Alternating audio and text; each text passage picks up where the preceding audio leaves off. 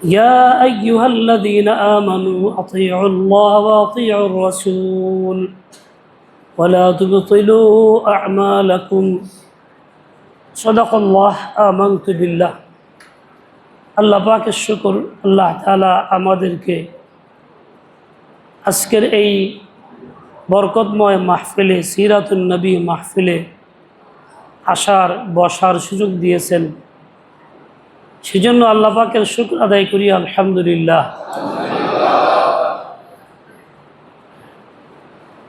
যে নিয়ামতের উপর বান্দা শুকর করে ওই নিয়ামত আল্লাহ তাআলা বৃদ্ধি করেন।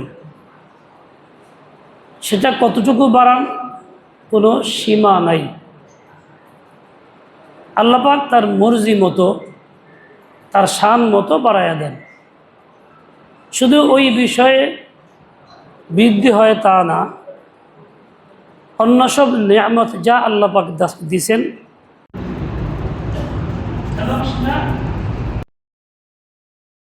আমরা যেমন চাই তেমন না, আল্লাহ পাক যেমন চান তেমন।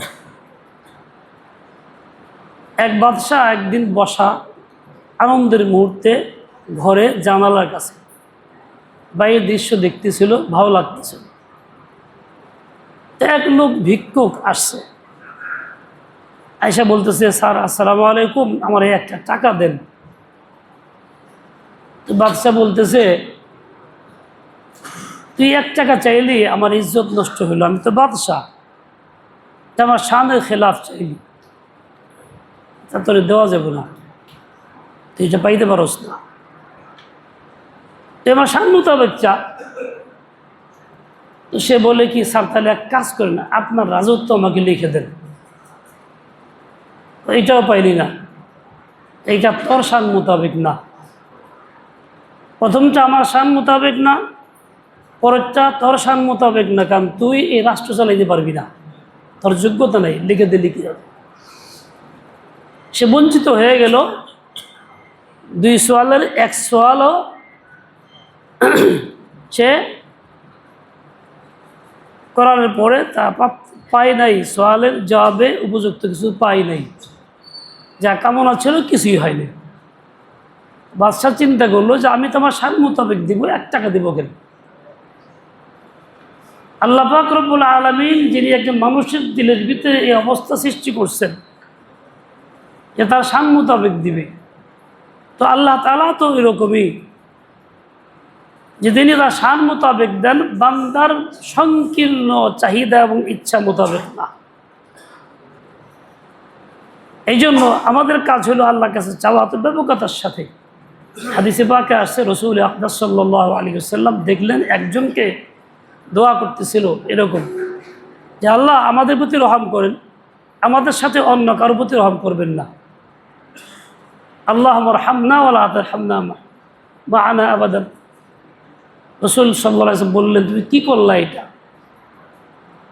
তুমি তো একটা প্রশস্ত জিনিসকে সংকীর্ণ করে ফেললা। আল্লাহ পাকের রহমত তো অনেক ব্যাপক, অনেক বেশি, তুমি এটাকে সংকীর্ণ করলা খেল তোমার জন্য, অন্য কারোর জন্য না। তুমি যদি ব্যাপকভাবে চাইতা তো সবাইকে আল্লাহ পাক দিতেন। এমন তো না যে আল্লাহ পাক রব্বুল আলামিন তুমি চাওয়ার কারণে সংকীর্ণ হয়ে যাবেন, দিতে পারবেন না, বিরক্ত বোধ করবেন কিংবা অভাব পড়বে, তা তো আর না। এই জন্য এই যে আমরা মৃত ব্যক্তির জন্য দোয়া করি, সাবর ইহসানি করি, কিছু আমল করি। সুন্নত মোতাবেক আমল কি? আপনি কবরস্থানে গেলেন কিংবা যেতে পারলেন না, যাওয়ার পরে যখন গেলেন তো আপনি সালাম দিবেন, আসসালামু আলাইকুম ইয়া আহলাল কুবুর, বা আসসালামু আলাইকুম দারা কওমিন মুমিনিন, একাধিক তরিকা আছে। এরপরে মৃত ব্যক্তির কাছে গিয়ে দাঁড়াবেন। দুনিয়াতে যতটুকু সম্পর্ক গভীর ছিল ঠিক ততটুকুই আপনি কাছে যাবেন। আর যদি সম্পর্ক গভীর না থাকে একটু দূরে থাকবেন। দুনিয়া আচরণ যেমন ছিল ওইরকমই। এরপরে কমপক্ষে দরুদ শরীফ 11 বার শুরুতে এবং শেষে, মাঝখানে সূরা ফাতিহা একবার, সূরা ইখলাস 11 বার, আল্লাহ আকমুত তাকাসুর অন্তত 1 বার, এগুলি পড়ার পরে ব্যাপকভাবে দোয়া করা, আল্লাহ আমি যা কিছু পারলাম এসব সমস্ত মৃত মুসলমানকে দান করলাম, এমন না যে শুধু উমুককে দিলাম। এই ক্ষেত্রে রসুল আকরাম সাল্লাল্লাহু আলাইহি ওয়াসাল্লাম সবাইকে দেওয়ার কথা বলছেন, কারণ আল্লাহর রহমতকে ছোট করেন নাই, সংকীর্ণ করেন নাই। আর ওয়াকি আমি যদি সবার নিয়ত করি, তাহলে এমন না যে আমার মৃত ব্যক্তি যার কামনা করছিলাম তার অংশ কম হবে, তারটাই ভাগ করে সবাইকে দেওয়া হবে, তা তো আর না। বরং যার জন্য চাইছি তাকে যতটুকু দেওয়া হবে, অন্য সবার জন্য ওই পরিমাণে দেওয়া হবে। নিজের থেকে আল্লাহ পাক এত দেওয়া দিবেন, কাজের সংকীর্ণতার দরকার থাকে। যাই হোক, তো আল্লাহ পাকের ফজল করম, তিনি দেন তো এরকম ব্যাপকভাবে দেন, দিদের সংকীর্ণতা বোধ করেন না, এবং দেন তার সাং মোতাবেক। কেউ 1 টাকা চাইলে আল্লাহ পাক টাকা দেন না, দেন তো 1000 টাকা, 1000 টাকা চাইলে 1,00,000 টাকা দিয়ে দেন। তো আল্লাহ পাকের প্রতি এরকম ধারণা, সুধারণা রাখা যে আল্লাহ পাক রব্বুল আলামিন দাতা, অনেক দেন, অনেক দেন। এইভাবে সুধারণা নিয়ে আল্লাহর কাছে চাই থাকা। রসুল আকরাম সাল্লাল্লাহু আলাইহি ওয়াসাল্লাম জিন্দেগির যতগুলি দোয়া এবং সোয়াল দেখি, সবগুলির মধ্যে ব্যাপকতা আছে। এমন না যে শুধু বিশেষ এক ব্যক্তির জন্য একটা ঘটনা, একটা জিনিস চাইছেন, তা না, সবার জন্য চাইছে। আর আমরাও দোয়া করতে গেলে অনেক সময় মনে সংকীর্ণতা আসে, আমি যখন চাইব তো উমুকরে দিয়ে ফেললে তো কেমন হইব, আমারটা কম পড়ে যায় কিনা, উমুকের বেলা আমি একটু আসতে কই কিংবা কইতে চাই না, আমি আমারটাই জোর দিয়ে বলি, এটা তরিকা না। রসুল আকরামের জিন্দেগি এমন ছিল না। যাই হোক, সিরাতুন নবীর এই মাহফিলে আমরা বসছি, আল্লাহ বসার তৌফিক দিয়েছেন। আল্লাহ পাকের শুকর আদায় করি আলহামদুলিল্লাহ, যাতে করে আল্লাহ পাক এই নিয়ামতও বাড়ায়া দেন, অন্য সব নিয়ামতও বাড়ায়া দেন। রসুল আকরাম সাল্লাল্লাহু আলাইহি ওয়াসাল্লাম দুনিয়া যখন আসেন, আপনারা বিভিন্ন কিতাবাদি জীবনীতে পড়ছেন, তখন তিনি দুনিয়াতে আসার পরেই প্রথম কাজই ছিল এটা, 2 হাত জমিনে ঠেকা, মাথা উপর দিকে ওঠা, আকাশ দিকে তাকাইছেন এবং সাজদা করছেন। জন্মের পরে, দুনিয়াতে আসার পরেই প্রথম সাজদা ছিল। আল্লাহ পাকের দিকে নজর ছিল। সংবাদ দিছেন সারা বিশ্বকে, দেখো আমি সাজদার নবী, কাজে আমার উম্মত যারা হবে তারা সাজদা করবে, আমি সাজদার দাওয়াত নিয়ে আসছি। তাহলে উম্মতের কাজ হইল সাজদা করা, কাকে? আল্লাহ তাআলাকে, নিয়ম মোতাবেক, যেটাকে নামাজ বলি। নামাজ রসুল আকরামের জিন্দেগির একেবারে শুরুতে, প্রথম জন্মের পর থেকেই শুরু হয়েছে, সাজদা দিয়ে উনি দুনিয়াতে শুরু করছেন। কথাও যখন বলছেন, তো প্রথম কথা আল্লাহ পাকের বরত্বের কথা ঘোষণা দিয়েছেন, আল্লাহু আকবার কাবীরা ওয়ালহামদুলিল্লাহি হামদান কাসীরা ওয়া সুবহানাল্লাহি বুকরাতান ওয়া আসীলা। আমি রহমতের নবীর উম্মতের দাবিদার, কিন্তু নামাজের এহতিমাম পুরা উম্মতের মধ্যে ওই রকমটা নাই যেমনটা হওয়া দরকার ছিল। অথচ আল্লাহ নবী সাল্লাল্লাহু আলাইহি ওয়াসাল্লাম জীবনের শুরুই প্রথম মুহূর্তেই সাজদা দিয়া দুনিয়াবাসীকে জানাই দিলেন। আফসোস আমাদের জিন্দগির জন্য যে আমরা এটাকে ধরে রাখতে পারি নাই। যারা উম্মতে মুসলিমার মধ্যে মুসলিমের দাবিদার, নামাজের এহতিমাম নাই, গুরুত্ব নাই, পড়েন না, 1 ওয়াক্ত পড়েন, 3 ওয়াক্ত নাই, তাদের অবস্থাটা কি? সত্যি শুধু দাবিদারাই কি মুসলিম হওয়া যায়? তা কিন্তু হওয়া যায় না। আমরা মনে করি দাবি করলাম, মুসলিম বাস হয়ে গেলাম। আসলে বিষয়টা এরকম না। রহমতুল নবী সাল্লাল্লাহু আলাইহি ওয়াসাল্লাম সারা জিন্দেগি ভর নামাজের ইহতিমাম করছেন, এমনকি শেষ মুহূর্তে পর্যন্ত যে ওসিয়ত করছেন 3টা, তার মধ্যে নামাজের কথা ছিল। শুরুতেও নামাজের দাওয়াত, শেষেও নামাজের দাওয়াত। আমাদের কর্তব্য হলো এইটা, আমরাও জিন্দেগি ভর এই দাওয়াতটা সর্বত্র চালাবো। নিজে তো ইহতিমাম করবো, এর প্রতি উম্মতকে ওই দাওয়াত রূপে উঠাবো, যাতে তাদের মধ্যে নামাজের ইহতিমাম হয়, পরিপূর্ণ নামাজি উম্মত হয়ে যায়। আল্লাহ পাক আমাদেরকে তৌফিক দান করেন, কবুল করেন। রসুল আকরাম সাল্লাল্লাহু আলাইহি ওয়াসাল্লাম যেমন নিজে কথা বলছেন এই শব্দগুলি, আল্লাহু আকবার কাবীরা আলহামদুলিল্লাহ হামদান, একদম প্রথম জীবনে প্রথম কথা আল্লাহ পাকের বরত্ব নিয়ে শুরু করছেন, আল্লাহর প্রশংসা নিয়ে শুরু করছেন। ঠিক তেমনি রসুল আকরামের উম্মতের তালিমও ছিল এইটা, ইযা আফসাহা সাবিয়্যুকুম, যখন তোমাদের বাচ্চারা কথা বলতে শুরু করে বাক ফুটে, ফাআল্লিমুহুম লা ইলাহা ইল্লাল্লাহ, তাদের তোমরা শেখাও লা ইলাহা ইল্লাল্লাহ। পুরা উম্মতের জন্য হিদায়াত রসুল আকরাম করেছেন। তাহলে আমাদের প্রত্যেকের কর্তব্য ছিল, যখন কোনো সন্তান বাড়তে শুরু করে, কথা বলতে শুরু করে, অন্য কিছু বলার আগে এই দাওয়াতটা তাকে দেওয়া, এই কালিমাটা তাকে শেখানো।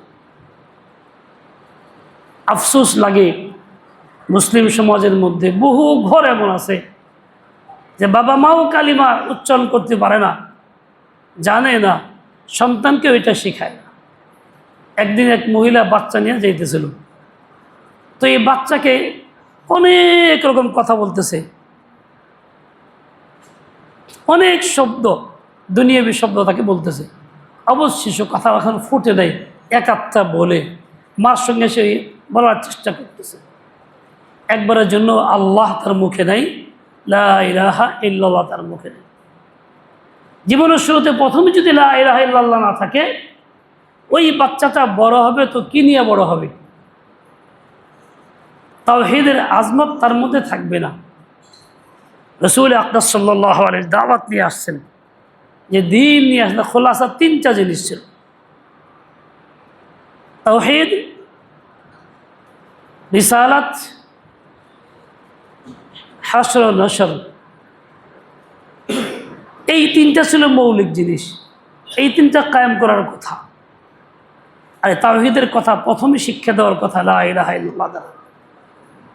সূরা বনী ইসরাঈলের শেষের যে আয়াতটা আছে, ওয়াকুল আলহামদুলিল্লাহিল্লাযী লাম ইয়াত্তাখিয ওয়ালাদা ওয়া লাম ইয়াকুল লাহু শারীকুন ফিল মুলক ওয়া লাম ইয়াকুল লাহু ওয়ালিয়্যুম মিনায-যুল্লি ওয়া কাব্বিরহু তাকবীরা।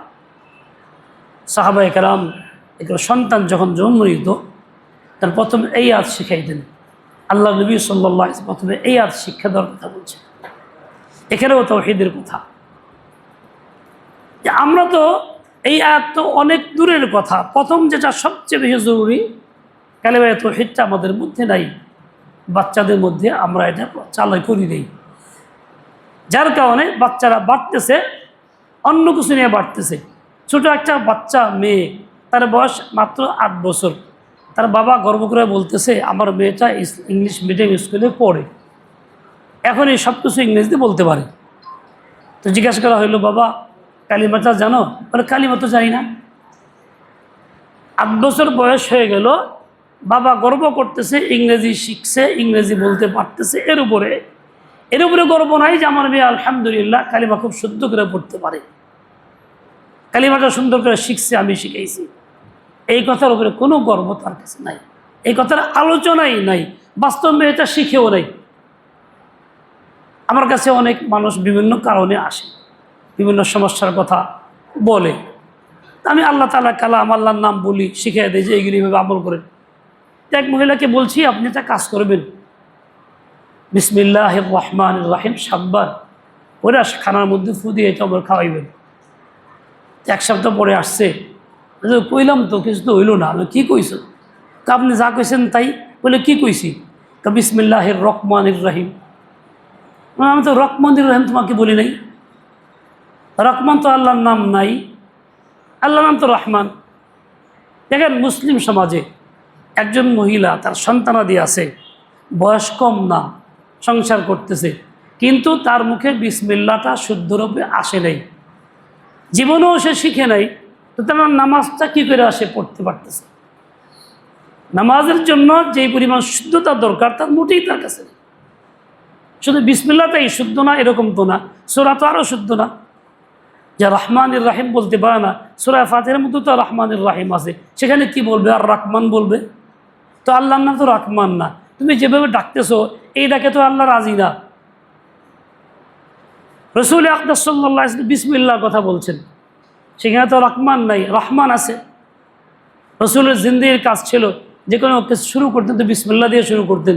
আমার তো কাজ ছিল এইটা, কই আমি তো তা শুরু করি নাই, আমার ঘরের মা বোন শুরু করে নাই, আমার বাচ্চারা শুরু করে নাই। এই জন্য বিসমিল্লাহ আমাদের চর্চায় নাই। অথচ বিসমিল্লাহ আল্লাহ পাকের নাম সম্বলিত এই যে একটা কোরআনে পাকের একটা আয়াতের অংশ, আয়াত এটা এত কার্যকরী যে আমি তো ভাষায় প্রকাশ করতে পারবো না। যিনি এটা আমল করেন তিনি বুঝেন কতটা উপকারী। আল্লাহ নবীর জিন্দেগির সুন্নত, সিরাতুন নবীর একটা গুরুত্বপূর্ণ অংশ। বিসমিল্লাহ পড়ার জন্য উন্মুক্ত সবাইকে জবাব দেওয়া হয়েছে। দেখেন, একজন ঋতুবর্তী মহিলা, কোরআনে পাকের আয়াত পড়া নিষেধ, সূরা পড়া নিষেধ, নামাজও সে পড়তে পারে না, কিন্তু বিসমিল্লাহির রহমানির রহিম সে পড়তে পারে, তার জন্য অনুমতি দেওয়া আছে। যে কোনো কাজে বিসমিল্লাহির রহমান বলতে পারবে, প্রয়োজন অপ্রয়োজন নাই। আর এইটা অনুমতি কেন দেওয়া হলো? এটা তো কোরআনের আয়াত, পড়ার কথা তো ছিল না। সূরা ফাতিহা যেন পড়া যায় না, ইখলাস যেন পড়া যায় না, কারণটা কি? বলে আল্লাহ পাকের বান্দা বান্দি হিসাবে প্রত্যেকের ভিতরে আল্লাহ পাকের মোহাব্বত ভালোবাসা পরিপূর্ণ হওয়ার কথা। কাজে যার ভিতরে মোহাব্বত যার থাকে তার নামটা সে উচ্চারণ করে, উচ্চারণ করতে ভালোবাসে, উচ্চারণ করতে পারলে ভালো লাগে, না করতে পারলে সাংঘাতিক দুরবস্থা হয়, আত্মা ফেটে মরে যাওয়ার দশা হয়, হার্ট ফেল করবে, ছটফট করবে। এই জন্য আল্লাহ তাআলা এমন একটা সুযোগ দিয়েছেন যে এই নামটা সবার জন্য, চাই সে পাক থাক বা না পাক থাক, চাই তার নামাজ থাক না থাক, সে যেন এটা উচ্চারণ করবে, যাতে করে আল্লাহ পাকের নাম সর্বদাই সে নিতে পারে, মোহাব্বতের প্রমাণ সে করতে পারে, তার ভিতরে আল্লাহর ভালোবাসা মোহাব্বত আছে এই কথা সে প্রমাণ করতে পারে। যার প্রতি আকর্ষণ বেশি, মোহাব্বত ভালোবাসা বেশি, তার চিন্তা করে দিলের ভিতরে সাংঘাতিক ভাব জমা হয়, সে প্রকাশ করতে না পারে, ইচ্ছা মতো তার নামটা নিতে না পারে, তাহলে এটা তার জন্য বড় ক্ষতির কারণ হয়, দুর্ঘটনা ঘটে। এই জন্য আল্লাহ পাক রব্বুল আলামিন বান্দাবান্দির অবস্থা এমন ঘটতে পারে, তাই আল্লাহ তাআলা সুযোগ দিয়েছেন, না তুমি আল্লাহর নাম নাও, নিয়ে এটাকে পূর্ণ করো। রাসূল আকরাম সাল্লাল্লাহু আলাইহি ওয়াসাল্লাম তো সকল জীবনের সকল কাজে শুরুতে বিসমিল্লাহ পড়তেন।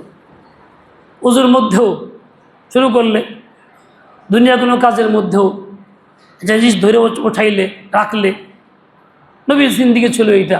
আজকাল আমাদের ঘরের মধ্যে এই বিষয়ের চর্চাটা নাই, নবীর সিরাতের এই অংশটা বহাল নাই। বাচ্চাদেরও দেখা যায় না বিসমিল্লাহ পড়তে এবং রাখতে, বাচ্চার মায়েদেরকেও দেখা যায় না, শোনা যায় না বিসমিল্লাহ পড়তে রাখতে। আমিও তা করি না। আমরা যদি বললাম ভুলেই গেছি, অন্য কিছু মনে হয় কিন্তু এইটা মনে হয় না, তাহলে একটা এই ছোট্ট আমলটুকু আমাদের মধ্যে নাই। আমরা মুসলিম আলহামদুলিল্লাহ, নবী পাককে ভালোবাসি, সিরাতে রসুলের মাহফিল করি, মাহফিলে যাই, শুনতে ভালো লাগে, বলতেও ভালো লাগে। শুধু এটাই কি যথেষ্ট, না বাস্তবে কিছুটা আমলেও আনা দরকার? কে বলেন? আমলে আনা দরকার। আমলে আনলেই তো বোঝা যাবে রসুলের মোহাব্বত ভালোবাসা বাস্তবে আছে, প্রমাণিত হবে। আর না হলে তা প্রমাণিত হবে না।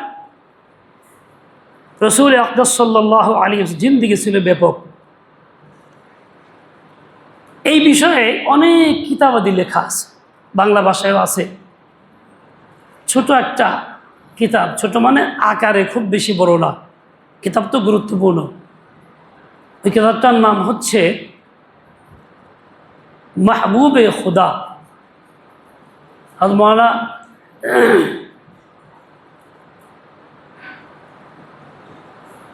এটা বর্তমানে ইসলামী ফাউন্ডেশন থেকে ছাপাও হয়েছে, আগে ব্যক্তিগতভাবে উনি ছাপতেন বা ওনার পক্ষ থেকে ছাপা হয়তো যে লেখক। আপনারা যারা সবাই তো আলহামদুলিল্লাহ শিক্ষিত মানুষ, যারা এই বইটা পড়েননি তাদের কাছে অনুরোধ থাকবে তারা আপনারা এই বইটা পড়বেন, রাসূল আকরামের সিরাতও জানবেন এবং আপনার ভিতরে মুহাব্বত পয়দা হবে রাসূলের প্রতি ভালোবাসার জন্য। কেমন জমাবে? যেমন সাহাবা ইকরামের যেমনটা ছিল। সাহাবা ইকরামের মুহাব্বত কেমন ছিল এটা আপনারা জানেন, সাহাবাদের জিন্দেগি যারা পড়েন, পড়ান, শোনান তা তো জানেন। তালহা রাদিয়াল্লাহু আনহু চলছেন, রাসূল আকদাস আগের সাওয়ারিতে বাহনে, সঙ্গে তার বিবিও ছিলেন সফিয়া রাদিয়াল্লাহু আনহা। কোনো কারণে উস্তা খায়া তার বাহনে আঘাত লাগছে, উস্তা খাইছে, রাসূল আকদাস পড়ে গেছেন, তার বিবিও পড়ে গেছে সাল্লাল্লাহু আলাইহি ওয়াসাল্লাম। পিছন থেকে দেখলেন তালহা রাদিয়াল্লাহু, উনি এই অবস্থা দেখে নিজেকে সামলায়া লাভ দিয়ে নামবেন এরকম কিছু করেন নাই। রাসূল আকদাস যেরকম কাজ হয়ে পড়ে গেছেন অনিচ্ছাকৃত, তিনি নিজেকে ওইভাবেই ইচ্ছাকৃত ছেড়ে দিয়েছেন মাটির মধ্যে। উদ্দেশ্য কি ছিল? রসুলকে ভালোবাসি, রসুলের যা করছে আমার তাই ঘটবে, রসুল যা করছেন তাই করব, ইচ্ছা করলেও অনিচ্ছায় করলেও ওরকম করছে আমি পড়ে যাব, এতে আমার হাত ভাঙবে না পাও ভাঙবে না ক্ষতি হবে এই চিন্তা আমার কাছে নাই। এই হলো সাহাবীর জিন্দিগি ছিল। উনি ওরকম ছেড়ে দিয়েছে।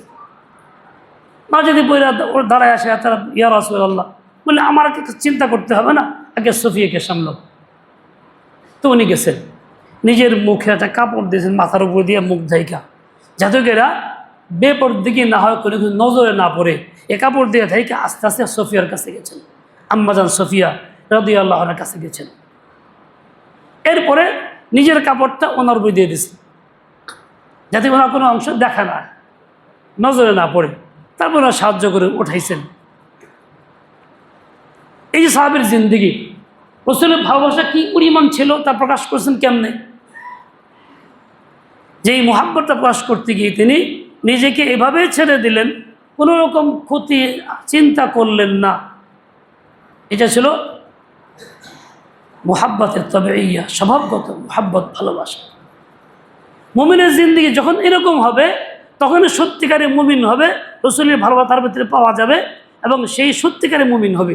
হাদিসে পাকে আসছে, ওয়াল্লাযী নাফসু মুহাম্মাদিন বিয়াদিহি, সেই আল্লাহ পাকের কসম যার হাতে আমার জান, লা ইউমিনু আহাদুকুম হাত্তা আকুনা আহাব্বা ইলাইহি মিন ওয়ালিদিহি ওয়া ওয়ালাদিহি ওয়ান নাসি আজমাইন, তোমাদের মধ্য থেকে কেউ মুমিন হইতে পারে না, তাকে মুমিন বলাই যায় না, যার ভিতরে আমি নবীর ভালোবাসা সর্বাধিক বেশি না হয়। কার চাইতে? সন্তান, পিতার চাইতে, সন্তানের চাইতে, ভাইয়ের চাইতে, বন্ধুর চাইতে, স্ত্রীর চাইতে, যত ঘনিষ্ঠজন হোক সবার চাইতে যদি ভালোবাসা সবচেয়ে বেশি না হয়ে থাকে তাহলে সে মুমিন না, তাকে মুমিন বলাই যায় না। আমি যে মুমিন, ইমানের দাবিদার, আলহামদুলিল্লাহ আমি মুমিন, ইমান আনছি, আল্লাহ শুকর। কিন্তু আমার দাবিটা তখনই বাস্তবে পূর্ণ হবে যখন রাসূলের ভালোবাসাটা আমার ভিতরে সর্বাধিক বেশি আসবে, ওই সাহাবায়ে কেরামের মতো আসবে, তখন আসলে প্রমাণিত হবে আমার ভিতরে ইমানটা আসলে আছে। আমরা মুখে দাবি করতে পারি, কিন্তু বাস্তবতা অনেক কঠিন, অনেকটা কঠিন। একজন ব্যক্তি সাহাবায়ে কেরামদের এই সমস্ত ঘটনাগুলো শোনার পরে মন্তব্য করছিল যে, আরে হুজুরের যুগে থাকলে আমরাও এরকম করতে পারতাম, অনেক দূরে আছি তো সেই জন্য আমরা এখন পারতেছি না, দুর্বলতা এসে গেছে, হুজুরের যুগে থাকলে আমরাও পারতাম। এটা কিন্তু আলোচনা হয়েছে এমনি পরস্পরে। আল্লাহর কি শান, আল্লাহ শিক্ষা দিবেন। ওই রাতেই স্বপ্ন দেখতেছেন পাহাড়ি এলাকায়, পাহাড়ের ঢালুতে দাঁড়ায় আছে উনি, রাসূল আকদাস সাল্লাল্লাহু আলাইহি ওয়াসাল্লাম, আবু হুরায়রা, সাহাবী আবু হুরায়রা সহ কয়েকজন একটা গাড়িতে আসতেছেন, ঘোড়ার গাড়িতে, ওই সোজা পাহাড়ের ঢালু নামতেছে। এর মধ্যে সামনে দেখা গেল এই রাস্তাটা কাটা, ওই ঢালুর গতি অনেক বেশি, ঢালুর মধ্যে চলছেন, সামনে রাস্তা কাটা, ওখানে গেলে নির্ঘাত পড়ে যাবে, চাকা ডেবে যাবে নিচে, অ্যাক্সিডেন্ট হবে।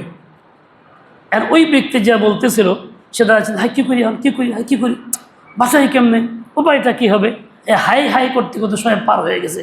এর মধ্যে হযরতে আবু হুরায়রা দ্রুত লাফ দিয়ে নাইমা ওইটা গর্তের উপর শুয়ে পড়লেন, চাকা টানার উপর দিয়ে চলে গেলেন। ঘুম থেকে তো ভয় পেয়ে, সর্বনাশ, কত বড় বেয়াদবি করলাম, কি বললাম আমি, তওবা করতে যাই, সর্বনাশ হয়ে গেছে, আমি রাসূলের যুগে হইলে পারতাম না, স্বপ্নেই যখন পারলাম না এরকম করতে, বাস্তবে কেমনে পারতাম? সাহাবীরা সঙ্গে গাইতেছে, উনি নাইমা কি করবেন চিন্তা না করে লাভ দিয়ে নাইমা চাকা উপর দিয়ে উঠাই দিলেন, নিজে জীবনের কোনো কিছু ভাবলেন না, ধার ধারলেন না, আর আমি দাঁড়াই থাকলাম, তো আমি কি? তার মানে বলাটা তো সহজ, বাস্তবে পরিণত করাটাই হলো কাজ। আমি আপনি বলতে পারি, নিজে কতটুকু বাস্তবে পরিণত করলাম এটা হলো দেখার বিষয়। এই জন্য মাপকাঠি হলো সাহাবায়ে কেরাম। সাহাবায়ে কেরাম যেরকম ভালোবাসছেন, যেই পরিমাণ ভালোবাসছেন, আমি যদি ওই রকম ভালোবাসি, ওই পরিমাণ ভালোবাসি, তাহলে আমি সত্যিকারে খাঁটি মুমিন, তাহলে আমাকে আশিক রাসূল বলা যাবে। আর ওইরকম যদি না ভালোবাসতে পারি, তাহলে আমি সত্যিকারে মুমিন না, আমাকে আশিক রাসূল বলা যায় না। দাবি করা যায়, কাগজে লেখা যায়, বাস্তবে অন্য কিছু। আশিকের যে মজমুন, অন্তরে যা হওয়া দরকার, কাগজে লিখলে তাই কি হয়ে যায়? আশিক রাসূল লিখলে এটা কি হয়ে যাবে? তা কখনো হবে না আমার ভাই। এই জন্য আমার আপনার কাজ হইল রসুল আকদাসে সাহাবায়ে কেরামকে সামনে রাখি, তাদের